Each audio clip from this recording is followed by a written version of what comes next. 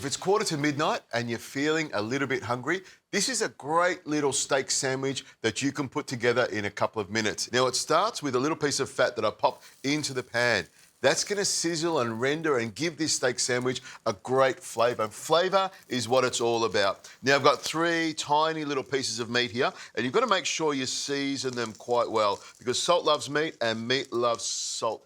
And pepper goes on there as well. I love the spiciness that the pepper gives a steak.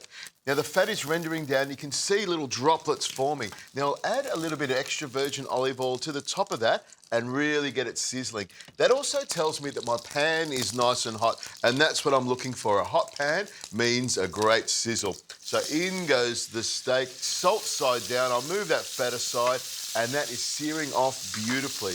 Move this plate aside. Now, talking about flavour, you need to add a little salsa to this. And this is my secret salsa that I use when I make a steak sandwich. These are some great little pickled onions that are made by an Australian company. I'll pop that on there. And also these little pickles are made from cukes, which are little tiny cucumbers, nice and sweet and really delicious. Now, what I like to do is take the pickled onions and slice them up nice and fine. Now, I've made the rest of the salsa already. I'll put some onions in there, some tomato, some parsley and some spring onions. And I'll put a little bit of vinegar in it as well. And that'll give the salsa a really, really nice flavour. Now, the cukes, I just need to run my knife through it just once, maybe twice, to chop them up. They're already nice and small, and it's just about chopping them up into a nice size so they mix together with the salsa. In they go. Now, I need some pepper in here as well, and a little bit of extra virgin olive oil to make it taste just as good. Now, all I need to do is mix that around like that till it comes together. It smells fantastic, and that's what it's all about. And you can imagine me tucking into this at midnight, which is witching hour. That's what I'm looking for. Now, turn the steak over. You can see it's a nice golden brown, and it won't be long till it's ready. So I've got this toast already grilled, so it's looking great.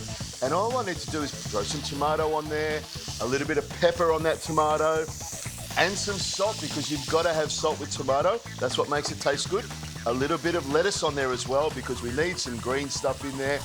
And some cheese. I've got some delicious, lovely Swiss cheese here. I put a couple of slices on the bottom so they'll melt when the steak goes on top of it. And then I like my steak medium rare, so you just take it off here like this and then pop it on top. You can see I like a big, thick steak sandwich with lots of goodness on it and lots of steak as well. I love my meat, and I know meat is part of a balanced diet. And then some salsa on there. I want the salsa to spread out all the way over my steak sandwich. And then all you need to do is pop the lid on like that, move the fry pan over. That's a snack that's a feast for a king. Oh, that is one of the best steak sandwiches I've ever made.